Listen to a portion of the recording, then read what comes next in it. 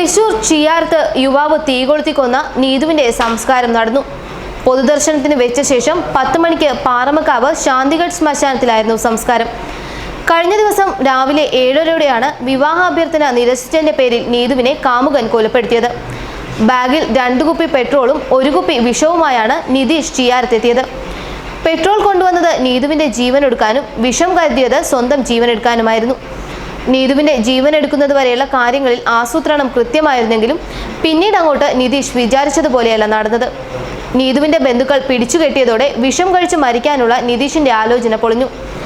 കൃത്യമായ ആസൂത്രണത്തിനൊടുവിലാണ് നിതീഷ് ചിയാരത്ത് നീതുവിന്റെ വീട്ടിലെത്തിയതെന്ന് പോലീസ് പറയുന്നു. രാവിലെ 4:30യോടെ തന്നെ ഇയാൾ വീടിന്റെ പരിസരത്തെത്തി പെൺകുട്ടിയെ ഫോണിൽ വിളിച്ച് വാതിൽ തുറപ്പിക്കുകയായിരുന്നു. ബൈക്ക് വീടിന് മുൻഭാഗത്ത് പാർക്ക് ചെയ്യുന്നതിന് പകരം സമീപത്തെ ഇടറോഡിലാണ് വെച്ചത്. ചെരുപ്പ് ബൈക്കിനു താഴെ ഊരിയിട്ടിരുന്നു. ബാഗിൽ 2 കുപ്പിയിൽ പെട്രോൾ നിറച്ച് സൂക്ഷിച്ചിരുന്നു. ഉപയോഗിച്ച് പഴകാത്ത വിലയേറിയ കത്തിയും ബാഗിനുള്ളിലുണ്ടായിരുന്നു. 1 ജോഡി കയ്യുറയും കരുതി. വീട്ടിലേക്ക് നേരിട്ട് കടക്കുന്നതിന് പകരം സമീപത്ത് താമസിക്കുന്ന നീതുവിന്റെ അമ്മാവൻ വാസുദേവന്റെ വളപ്പിലൂടെ കടന്ന് നീതുവിന്റെ വീടിന്റെ പിന്നിലെത്തുകയായിരുന്നു. 3 വർഷത്തോളം കടുത്ത പ്രണയത്തിലായിരുന്ന ഇവർക്കുമിടയിൽ കുറച്ചു നാളുകളായി വിള്ളലുണ്ടായി. ഇരു വീടുകളിലും വിവാഹമുറപ്പിക്കാനുള്ള ശ്രമങ്ങൾ പുരോഗമിക്കുകയായിരുന്നു. എന്നാൽ നീതു വിവാഹത്തിൽ നിന്ന് പിന്മാറാൻ ശ്രമിച്ചത് നിതീഷിനെ ചൊടിപ്പിച്ചു. പിന്നാലെ നീതുവിന്റെ വാട്സപ്പിൽ മറ്റൊരു യുവാവുമായി നീതു അടുക്കുന്നതിന്റെ സൂചനകൾ നിതീഷ് കണ്ടെത്തുകയായിരുന്നു. ഇതോടെ കൃത്യമായ ആസൂത്രണത്തോടെയാണ് നീതുവിന്റെ അടുത്തെത്തിയത്. പലതവണ വിവാഹാഭ്യർത്ഥന നടത്തിയിട്ടും നീതു നിരസിച്ചു. ഇതോടെ കത്തിയെടുത്ത് യുവാവ് കുത്തുകയും പെട്രോൾ ഒഴിച്ച് കത്തിക്കുകയുമായിരുന്നു. കത്തികൊണ്ട് പലവട്ടം കുത്തിയെങ്കിലും 5ഇടത്താണ് സാമാന്യം ആഴത്തിലുള്ള മുറിവുകൾ ഉണ്ടായത്. കഴുത്തിലേറ്റ മുറിവിന് സാമാന്യം ആഴമുണ്ടെങ്കിലും മരണകാരണമായേക്കാവുന്ന തരത്തിലുള്ള മുറിവുകളൊന്നുമില്ല. കുത്തേറ്റ് വീണപ്പോഴാണ് നീതുവിന്റെ മേൽ പെട്രോൾ ഒഴിച്ച് തീ കൊളുത്തിയത്. സമീപത്തെ വീടുകളിൽ നിന്ന് ബന്ധുക്കളും നാട്ടുകാരും എത്തി യുവാവിന്റെ കൈകൾ കെട്ടി കൈകാര്യം ചെയ്ത ശേഷം പോലീസിനെ ഏൽപ്പിക്കുകയായിരുന്നു. നീതുവിനെ ആശുപത്രിയിലേക്ക് കൊണ്ടുപോകാൻ കാറിൽ കയറ്റുന്നതുവരെ ജീവനുണ്ടായിരുന്നതായി സമീപവാസികൾ പറയുന്നു. MBA ബിരുദധാരിയായ നിതീഷ് കൊച്ചിയിലെ സ്വകാര്യ കമ്പനിയിലെ ഉദ്യോഗസ്ഥനായിരുന്നു. കൊച്ചിയിലെ താമസ സ്ഥലത്ത് നിന്ന് നിതീഷ് ചൊവ്വാഴ്ച അർദ്ധരാത്രി വടക്കേക്കാട് മുക്കിലപ്പീടികയിലെ സ്വന്തം വീട്ടിലേക്ക് പുറപ്പെടുകയായിരുന്നു. ബുധനാഴ്ച പുലർച്ചെ വീട്ടിലെത്തി. അന്ന് പകൽ വീടിന് പുറത്തിറങ്ങിയില്ല. ജോലിക്ഷീണം കാരണം ഉറങ്ങുകയാണെന്ന് വീട്ടുകാർ കരുതി.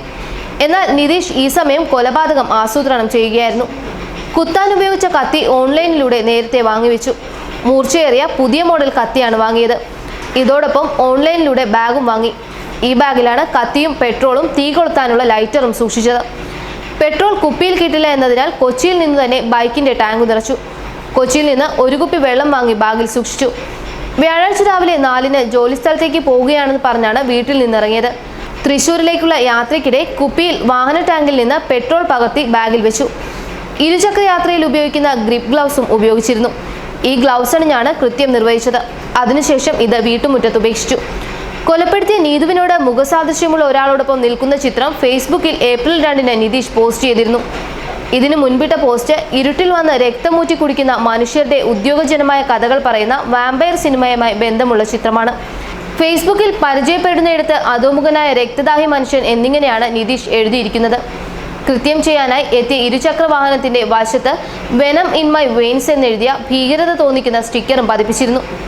ഫേസ്ബുക്കിലൂടെയായിരുന്നു ഇരുവരും പരിചയപ്പെടുന്നത്. കമ്മീഷണർ GH യതീഷ് ചന്ദ്രയുടെയും ACP AS ഷംസുദ്ദീന്റെയും നേതൃത്വത്തിലുള്ള പോലീസ് സംഘം മേൽനടപടികൾ സ്വീകരിച്ചു. ന്യൂസ് ഡെസ്ക് മലയാളി വാർത്ത.